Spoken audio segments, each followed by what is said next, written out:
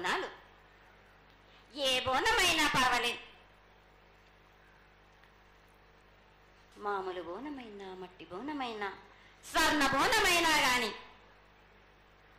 ఎవరు ఎత్తుకొచ్చినా గాని పర్వాలేదు. గాని సంతోషంగా ఆనందంగా అందుకునేది నేనే కదా. చాలా సంతోషం. వీళ్ళు వాళ్ళు చేయాలని ఎటువంటి సందేహాలు మాత్రకు పెట్టుకోకండి బాలక.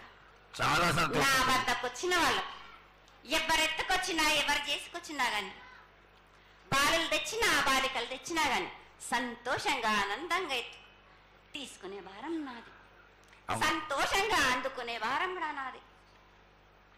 అమ్మా, ఇంతవరకు చక్కటి మాటలతో ఆశీర్వదించావు.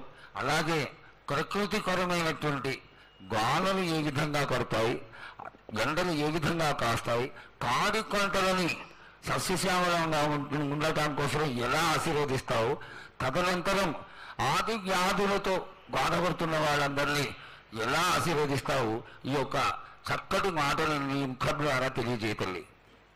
కోరినంటే వర్షాలు ఉన్నాయి మీకు, పాడి పంటలు కూడా సమృద్ధిగానే ఉన్నాయి మీకు, ఎటువంటి లోటు లేదు మీకు.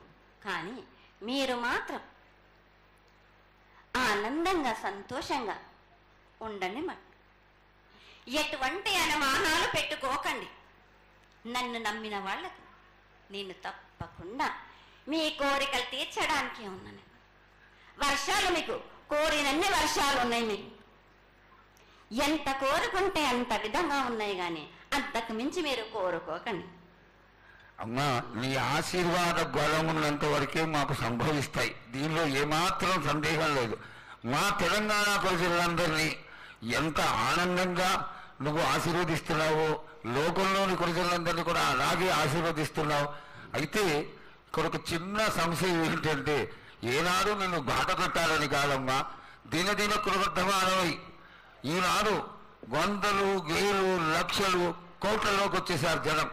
ఈ కోట్లలోకి వచ్చినటువంటి జనమందరూ 48 గంటలు ఎడతెరికి లేకుండా నీ దర్శనం చేసుకొని నీ యొక్క ఆశీర్వాదం పొంది నీకు పలహారాలు, పండ్లు అన్నీ సమర్పించుకొని నీ తృప్తిని తెలియజేయమని వేడుకుంటున్నారు తల్లి.